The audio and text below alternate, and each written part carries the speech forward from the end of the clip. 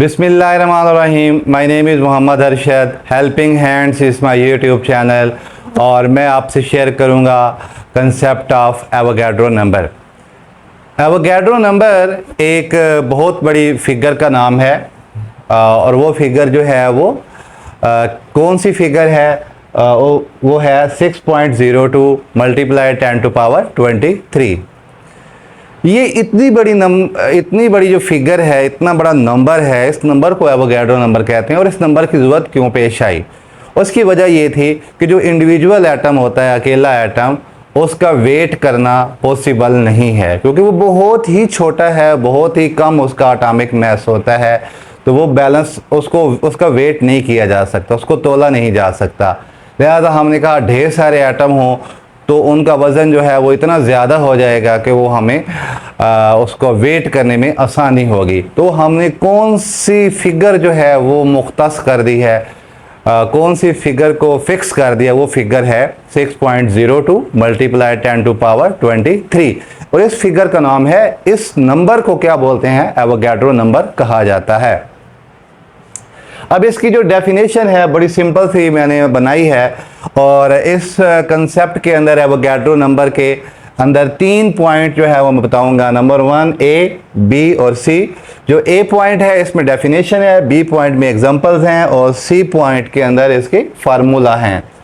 जो ए पॉइंट है, इससे पहले मैंने बताया है कि एवोगैड्रो नंबर एक नंबर को बोलते हैं और इस नंबर की जो वैल्यू है, वो जो नंबर है वो है कौन सा? 6.02 मल्टीप्लाई 10 टू पावर 23।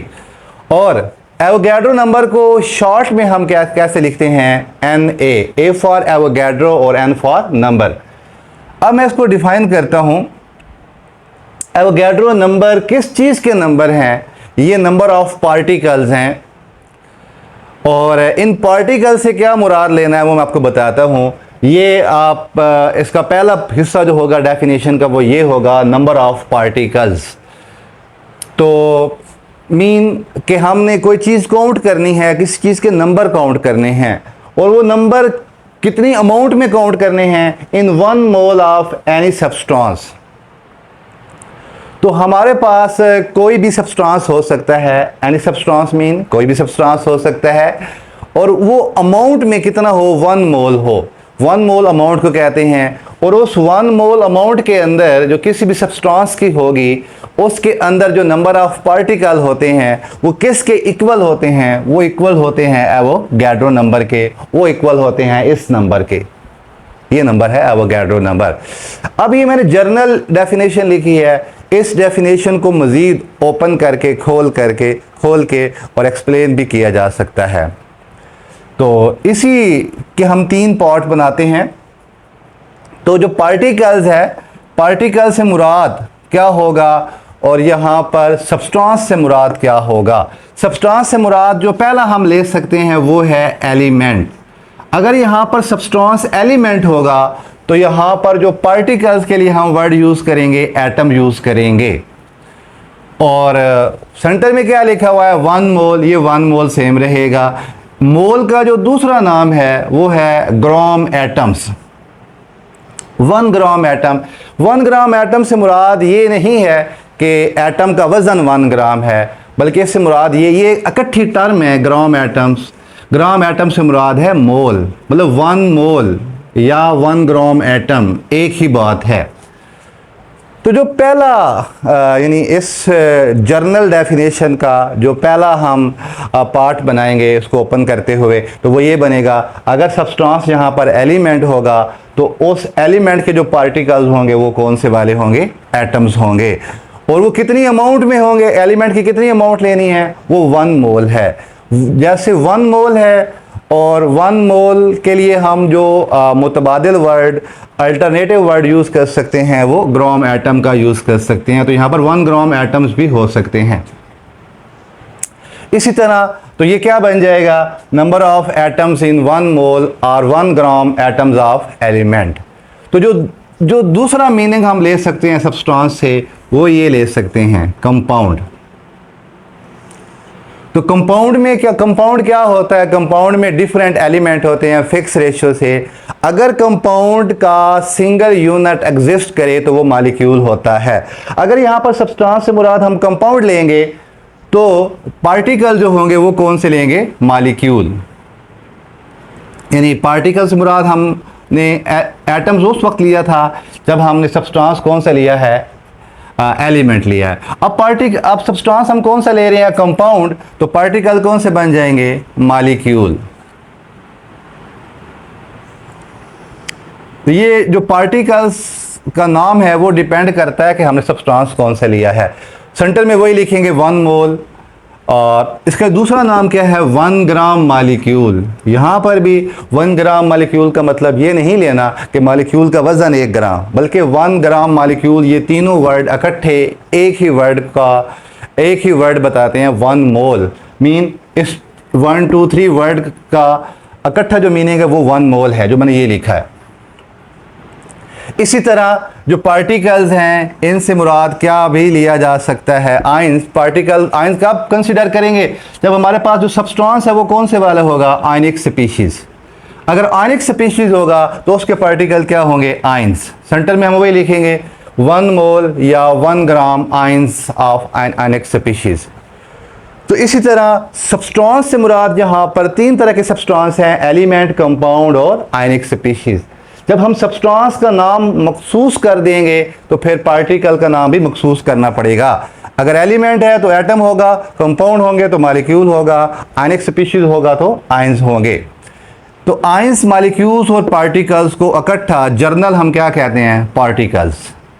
और एलिमेंट, कंपाउंड और आयनिक स्पीशीज इनको इकट्ठा हम क्या बोलते हैं? सब्सटेंस। सेंटर में क्या होगा? 1 मोल। अगर एलिमेंट के मोल है तो ग्राम एटम होगा, कंपाउंड के मोल है तो ग्राम मॉलिक्यूल होगा, आयनिक स्पीशीज के ग्राम है तो ग्राम आयंस होगा। तो इसी तरह हमने इस एक लाइन को, जो पहली डेफिनेशन है जिसको मैं जनरल डेफिनेशन कह रहा हूँ, इसको हमने ओपन करके जब लिखेंगे तो ये 3 बन जाएंगी डेफिनेशन। पेपर में तीनों लिखनी होती हैं इकट्ठी करके। तो जो उसका दूसरा पार्ट है वो है एग्जाम्पल। हमारे पास 3 डिफरेंट सब्सटेंस हैं, तो मैंने 3 एग्जांपल्स लिखी हैं। एक केस एग्जांपल 1 में एलिमेंट होगा, एग्जांपल 2 में कंपाउंड, एग्जांपल 3 में आयनिक स्पीशीज होगा। और यहाँ पर आपने देखना है कि एग्जांपल हम किस तरह बनाएंगे। अगर आप ये देखें डेफिनेशन तो इसमें 2 मेन बातें हैं। एक नंबर ऑफ एटम्स, या हम जनरल देखते हैं नंबर ऑफ पार्टिकल्स, ये डेफिनेशन का एक हिस्सा बन गया। नंबर 2, अमाउंट कितनी होनी चाहिए? 1 मोल। और जो तीसरा हिस्सा है वो है कोई भी सब्सटेंस हो सकता है। तो इसके मतलब है एग्जांपल में हम क्या बताएंगे? एक तरफ एग्जांपल में मोल होगा, मोल या अमाउंट एक ही मतलब होता है, एक ही बात होती है। तो मोल लिखेंगे, मोल बताएंगे कि एक मोल में कितने पार्टिकल हैं, वो कितने पार्टिकल होते हैं, एवोगाड्रो नंबर हमारी एग्जांपल बन जाएगी। ये देखें यहाँ पर 1 मोल ऑफ जो हाइड्रोजन है, क्योंकि हाइड्रोजन एक एलिमेंट है तो इसमें एलिमेंट में पार्टिकल कौन से होते हैं? एटम्स। और वो कितने पार्टिकल्स होंगे? Avogadro number. और 1 मोल हाइड्रोजन का जो वज़न होता है ग्राम्स में वो कितना होता है? 1.008 ग्राम ऑफ हाइड्रोजन। तो 1 मोल ये एलिमेंट है हाइड्रोजन, ये 1 मोल ऑफ हाइड्रोजन। तो 1 मोल हाइड्रोजन क्या है? एक एलिमेंट है। तो इसमें जो नंबर ऑफ पार्टिकल्स हैं, वो नंबर ऑफ एटम्स हैं, वो कौन से पार्टिकल्स होंगे? एवोगाड्रो नंबर होंगे। तो ये 1 मोल ऑफ हाइड्रोजन जो है उसमें Avogadro number atoms of hydrogen है। हाइड्रोजन एक एलिमेंट है, उसमें पार्टिकल्स कौन से होंगे? एटम्स होंगे। और 1 मोल हाइड्रोजन का जो वज़न है वो इसके बराबर होगा। अब अगर सेकंड केस हमारे पास है, उसमें सब्सटेंस से मुराद हम अगर कंपाउंड लेंगे तो क्या होगा? ये 1 मोल ऑफ वाटर एक कंपाउंड है, कंपाउंड भी है, मॉलिक्यूल भी है। कंपाउंड इसलिए है कि इसमें 2 डिफरेंट एलिमेंट हैं, मॉलिक्यूल इसलिए है कि ये एग्जिस्ट कर सकता है। 1 मोल ऑफ वाटर किसके इक्वल होगा? Avogadro number molecules of water के इक्वल होगा। तो यहाँ पर जो पार्टिकल्स हैं वो लिखने हैं मॉलिक्यूल्स, एटम नहीं लिखने, या ऐसा नहीं करना एवोगाड्रो नंबर ऑफ वाटर। ये क्लियर नहीं होगा। यहाँ पे पार्टिकल का नाम लिखना है मॉलिक्यूल्स, क्योंकि यहाँ पे कंपाउंड है। तो 1 मोल वाटर का जो वजन होता है वो किसके बराबर होता है? 18 ग्राम ऑफ वाटर के बराबर होता है। ऑक्सीजन का वजन होता है 16 ग्राम और उसमें 2 हाइड्रोजन है, एक हाइड्रोजन का होता है वजन 1 ग्राम, तो 16 और 2 18 ग्राम बन जाएंगे। और जो तीसरा केस है वो ये है कि अगर सब्सटेंस से मुराद हम आयनिक स्पीशीज ले रहे हैं तो उसमें जो पार्टिकल होंगे वो कौन से वाले होंगे? आयंस होंगे। तो इसकी एग्जांपल ये है 1 मोल ऑफ सल्फेट आयन, इसमें जो पार्टिकल्स होंगे वो एवोगाड्रो नंबर होंगे और पार्टिकल होंगे कौन से वाले? आयंस होंगे, क्योंकि यहाँ पर क्या है? आयनिक स्पीशीज है। आयनिक स्पीशीज के पार्टिकल आयंस हैं। कंपाउंड के पार्टिकल्स हैं वो मॉलिक्यूल हैं। एलिमेंट के पार्टिकल एटम्स हैं। और एवोगाड्रो नंबर पार्टिकल्स होंगे जब किसी चीज़ की जो अमाउंट है, मिकदार है, वो 1 मोल होगी। उसके बाद जिसका सी पार्ट है वो ये है relationship between amount of substances and number of particle in them. इसका मतलब यह है, इसका मतलब कि ये है कि ये देखें 1 मोल ऑफ हाइड्रोजन, यहाँ पर ये फिक्स है कि 1 मोल में पार्टिकल एवोगाड्रो नंबर होते हैं। तो मोल का मतलब जो है यहाँ पर अमाउंट भी लिया जा सकता है। तो इसका मतलब है 2 चीज़ों में रिलेशनशिप बन सकता है, मोल या अमाउंट, इनका एक ही मतलब है। और दूसरी जो फिगर होगी जिसका हम रिलेशन बनाएंगे वो क्या होगा? पार्टिकल्स।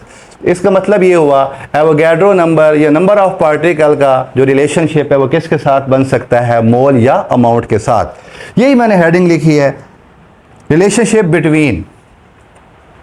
एक फिगर कौन सी है? अमाउंट ऑफ सब्सटेंस या मोल ऑफ सब्सटेंस, और दूसरी कौन सी है? Number of particle. तो इन 2 फिगर में क्या है? रिलेशनशिप बताना है। ये हमारे पास फार्मूले बनेंगे। अगर हमारे पास सब्सटेंस एलिमेंट है तो इसके पार्टिकल कौन से होंगे? एटम्स होंगे। तो number of atoms of an element, ये कैसे निकालेंगे? ये होगा मैस ऑफ एलिमेंट बटा एटॉमिक मैस। ये जो होता है मैस ऑफ एलिमेंट बटा एटॉमिक मैस, ये मोल के बराबर होता है। तो इट मीन हम मोल को मल्टीप्लाई करेंगे एवोगाड्रो नंबर के साथ, तो हमारे पास क्या होगा? Number of atoms of element निकल आएगा। इसी तरह अगर हमने number of molecules of compound निकालने हैं, कंपाउंड सब्सटेंस है और उसमें जो नंबर ऑफ पार्टिकल्स हैं वो कौन से वाले हैं? नंबर ऑफ मॉलिक्यूल्स हैं। तो ये कैसे निकालेंगे? कंपाउंड के मोल को एवोगाड्रो नंबर से मल्टीप्लाई कर देंगे। तो कंपाउंड के मोल कैसे निकालेंगे? ये मोल के बराबर है। तो मैस ऑफ कंपाउंड का जो मैस है वो ग्राम्स में होगा, उसको डिवाइड करेंगे किसके ऊपर? मॉलिक्यूलर मैस पे। जब इस पे डिवाइड करेंगे तो ये मोल बन जाएंगे। मोल को एवोगाड्रो नंबर से मल्टीप्लाई करेंगे तो number of molecule of A compound निकल आएंगे।